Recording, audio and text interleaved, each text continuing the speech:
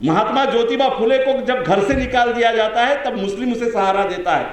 महात्मा ज्योतिबा फुले को चौथी क्लास से बाहर निकाल दिया जाता है धर्म के नाम से, तब मुसलमान गफ्फार मुंशी बेग हाथ पकड़ के कॉटन मिशन स्कूल में महात्मा फुले को दाखिल करवाता है, फीस भरता है, पेटी ले जाकर देता है।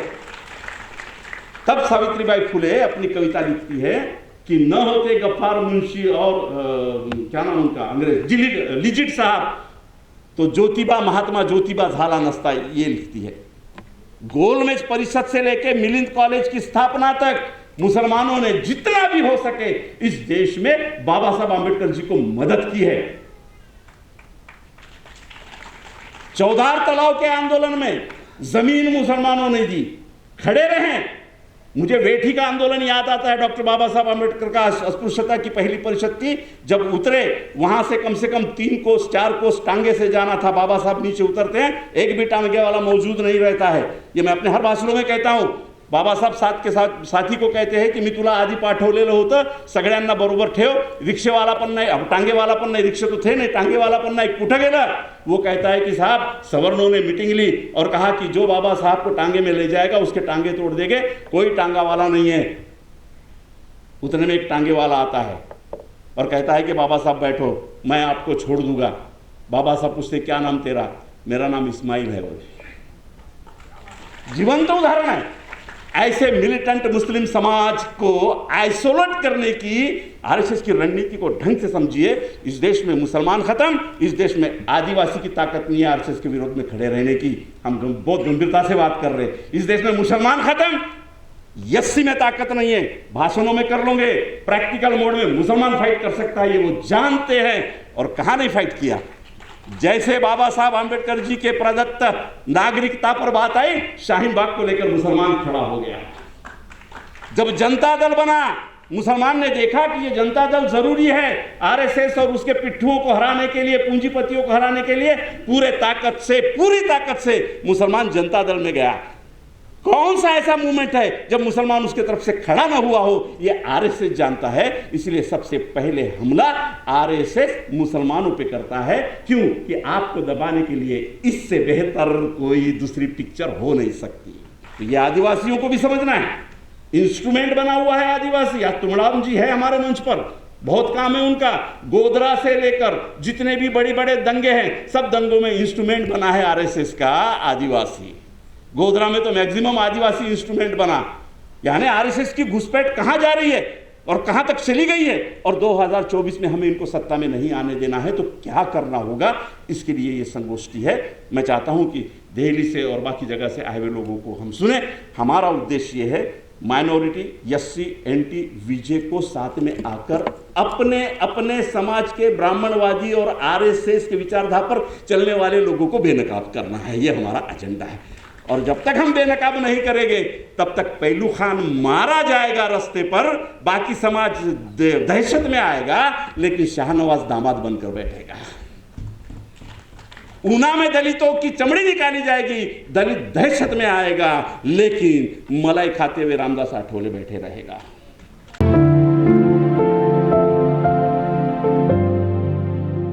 जिस तरह से वो प्राइवेटाइजेशन को आगे बढ़ा रहे हैं, जिस तरह कंपनी राज को लाकर कॉन्स्टिट्यूशनल इंस्टीट्यूशंस को खत्म कर दिया, एक तरह से अलग पुलिस राज लेकर आया है। कंपनी को यह पावर दे दिया है कि वो अपना कोर्ट, अपनी पुलिस स्टैब्लिश करे। ये सारा हो गया है। रेलवे स्टेशन से लेकर सारे प्राइवेट हो चुके हैं। इस रिव्यू में कहा गया है कि इसी स्पीड से ये बढ़ते रहेंगे तो 2023 के अंत तक ये 80% अंडरटेकिंग गवर्नमेंट कंपनियों को बेच चुके होंगे। आरक्षण तो अपने आप खत्म हो जाना है। 10% सवर्णों का आरक्षण दिया, आरक्षण खत्म हो रहा है, लेकिन सवर्णों को आरक्षण दिया। इनकी थ्योरी हम समझे कि इनको सिर्फ 35% लोगों को कॉन्सेंट्रेट करना है। संडास यूं ही नहीं बनाए जाते। खाने के लिए कुछ नहीं देंगे, शिक्षा के लिए कुछ नहीं देंगे, पेट में हो या ना हो, लैट्रिन को कैसा जाएगा ये नहीं सोचेंगे, लेकिन संडास देकर 5% वोट कंफर्म कर लिया। जरा गंभीरता से सोचना, बहुत सस्ता सौदा था। संडास बांधने के लिए एक 8-10 हज़ार रुपए लगते हैं, भाजपा से जुड़े हुए कॉन्ट्रैक्टर को दिया, एक एक संडास लाखों रुपए का बचा, लेकिन जिसको संडास मिला उसने ठप्पा मारा। जो बचे हुए 10% 12% वोट, इनको हिंदुत्व के नाम से कंफर्म करना है, ये ऐसे कर रहे हैं। और ये हमारे भाषणों से टूटने वाली नहीं है ये श्रृंखला। इसे प्रैक्टिकल मोड पर कैसे ले जाएंगे, ये नगराडे साहब का और आज के सबका मान्यवरों का चिंता का विषय है कि हम प्रैक्टिकल मोड पे इसे कैसे चेंज कर पाएंगे। दूसरी बात, बस 2 मिनट, दूसरी बात कि सबसे बड़ी बात यह है कि आरएसएस ने 1988 के बाद में और एक फ्रंट खोला है, वो है शुद्ध मुस्लिम विरोध।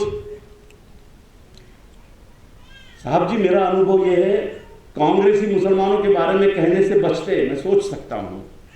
शिवसेना वाले मुसलमानों से कहने से बच सकते, मैं सोच सकता हूं। मैंने कई आरपीआई वालों को भी मुसलमानों के बारे में कहने से बचते हुए देखा। बहुत खतरनाक मुंह है। एक पूरे समाज को अगर आइसोलेट कर दिया जाए, जो कहीं ना कहीं बाबा साहब का मिलिटेंट रहा है, इस देश में फूले का मिलिटेंट रहा है, जो बात है उस बात को गंभीरता से सुनिए। मराठाओं में भी यही हाल है। यानी हम चौहान करके खासदार है, शिवसेना के नाम लेने में कोई हरकत नहीं, क्योंकि अपनी कोई एजुकेशन सोसाइटी नहीं है, इसलिए ईडी नहीं बैठ सकती अपने में। अपनी कोई कंपनी नहीं है तो 38 किताबें है, या तो पढ़ेगा या तो नहीं पढ़ेगा। तो चौहान खासदार है, हम उनको शिवाजी महाराज की जयंती थी, गलती से हमें बुला लिया था। उनसे चर्चा के वक्त में मैंने बात छोड़ी, सर ये आप तो शिवाजी महाराज के बारे में इतना कुछ बोल रहे हैं, और जब मैंने 15 मिनट बताया तो बोले ये तो हमें मालूम ही नहीं था। काय माहिती नव्हतं माहिती आहे का, अफजल खानाचा बॉडीगार्ड ब्राह्मण होता हे त्यांना माहिती नाही, ये उन्हें पता नहीं। उन्हें ये भी पता नहीं कि जिस अफजल खान की अतड़ियाँ निकाली वो जो वाघनगे है वो जमान नाम के मुसलमान ने भेजा था, ये भी नहीं मालूम। और ये भी नहीं मालूम कि बखरखार सदाशिव लिखते हैं कि शिवाजी महाराज का दी एंड हो गया था, सिद्धी जोहर की लड़ाई में शिवाजी महाराज घिर गए थे, वाचण्याची सुतराम शक्यता नव्हती। अशा वेळेस आपल्या छातीचा कोट करून आणि आपल्या 3 पोरांची कुर्बानी देऊन मुस्लिम सरदार सिद्धी वाहवानं शिवाजी महाराजांना वाचवलं आणि आपल्या घोड्यासह रायगडावर नेऊन पोहोचवलं, म्हणून स्वराज्य स्थापन झालं। अगर मुसलमान लिखता तो हम बोल सकते थे कि साला मुसलमान ही लिखाऊंगा, मुसलमान की तरफ से, गलती से वो चुट्टी वाला था लिखने वाला, म्हणजे ते प्रामाणिक है। उनसे पूछा मैंने, सर फिर आप ये हिंदुत्व की तरफ से, सिंपल बोले, देखो चैलेंज 2014 का प्रांत साहब, सिंपल बात बोले, कौन सी, अरे इधर का हिंदुत्व रहने दो, उधर का रहने दो, नदी के इस पार का रहने दो, नदी के उस पार का रहने दो, हम चुनकर कहां से आते वो हमारा है। What a simple logic. क्या चैलेंज है हमारे पास में, कोई विचारधारा नहीं है इनके पास में। जब खेल सारा केवल चुन कर आने का है तो सारे पॉलिटिकल लीडरों का एजेंडा भी एक है, और हम इस एजेंडा के सबसे ज्यादा पीड़ित शोषित समाज है। उपाय है हम सब इकट्ठा है, समाजवाद पे चलने वाले लोग, पार्टी पर नहीं, मैं बार बार बता रहा हूँ, गलत फहमी न हो जाए। काही लोकांचं चुकलं, मला फोन आले, म्हणजे ही पार्टी समाजवाद्याकडून ठेवण्यात आली आहे का म्हणे। अरे मैं बोला समाजवादी से, यानी समाजवादी मुलायम सिंह यादव जी के पार्टी से नहीं बोल रहे बाप हम। आओ संगोष्ठी में सुनो बाबा साहब का समाजवाद कैसा है। गोलवलकर जी की बात निकली, 3 शत्रु है गोलवलकर जी के, बस मैं यह खत्म कर रहा हूं, और उसी दिशा में जा रहा है। घोषणा की है वी एंड अवर नेशन में 3 दुश्मन है हमारे। नंबर 1 मुसलमान, खत्म हो गया, अभी खत्म, यानी जिंदा है, पॉलिटिकली खत्म हो गया। नंबर 2 क्रिश्चियन, कोई इन्फ्लुएंस नहीं है। तब था जब गोलवलकर ने लिखे थे, तब था, क्योंकि गोलवलकर की पूरी पीढ़ी ही क्रिश्चियन मशिनरी में पड़ी हुई है। जे आज ख्रिश्चनांवर हल्ले करतात त्या नालायकांना लाज वाटायला पाहिजे। तुमचे सगळे बॅरिस्टर गुरुकुलमध्ये नाही शिकलेत, हे सगळे गोखलेंपासून सगळे बॅरिस्टर ख्रिश्चनांच्या शाळेत शिकलेत रे, तिथून झालेत हे। आणि आज तुम्ही त्या ख्रिश्चनांवर हल्ला करता, मुसलमानांवर हल्ला करता, मदरशांना म्हणता कि ये आतंकवाद के अड्डे। अरे तुम्हारा महात्मा गांधी से लेकर राजा राम मोहन राय किस किस के नाम लूं? मुंशी प्रेमचंद, सरदार वल्लभ भाई पटेल, ये सब मदरसे की पैदाइश है, विषय अलग है। इसलिए गोलवरकी जी ने तीसरा शत्रु जो कहा था वो 1956 में धर्मांतरित बौद्धों को कहा था, आदिवासियों को नहीं कहा, क्योंकि उन्हें मालूम था कि आदिवासी जागरूक होने से पहले ही हम उनके इलाके में अपनी शाखाओं की अच्छी अच्छी स्कूल डाल देंगे और ये हनुमान भक्त हमारे पास में रहेगा, कहीं नहीं जाएगा। ये उनको मालूम था, उन्होंने अपना मिशन कंप्लीट किया है। तो ये चैलेंज है आज के विषय का। आप लोगों का शुक्रिया अदा करता हूँ, धन्यवाद।